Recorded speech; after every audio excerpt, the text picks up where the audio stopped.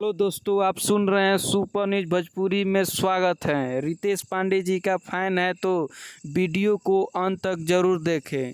एक और ब्लॉकबस्टर रितेश पांडे जी का सॉन्ग रिलीज हो रहा है, जो कि लंदन में वीडियो शूटिंग किया गया था। बहुत हाई लेवल का शूटिंग किया गया था। इस सॉन्ग का टाइटल रखा गया है हे बालिके तनी सुनो। क्या यूनिक टाइटल रखा गया है। इस सॉन्ग को लिखे हैं जेडी बहादुर जी और म्यूजिक से सजाए हैं छोटू रावत जी। ये सॉन्ग आज ही सुबह 7 बजे यसी फिल्म यूट्यूब चैनल के माध्यम से फुल एचडी वीडियो को रिलीज कर दिया गया है। जाइए इस सॉन्ग को खूब सारा प्यार आशीर्वाद दीजिए। यानी कि 11 अक्टूबर को यसी फिल्म यूट्यूब चैनल पर सुबह 7 बजे रिलीज कर दिया गया है। जाइए इस सॉन्ग को खूब सारा प्यार आशीर्वाद दीजिए। बहुत ही बेहतरीन सॉन्ग होने वाला है। ये लंदन में स्पेशल शूटिंग किया गया था और लंदन में ही 2 एक्ट्रेस का इस वीडियो में काम की है। बहुत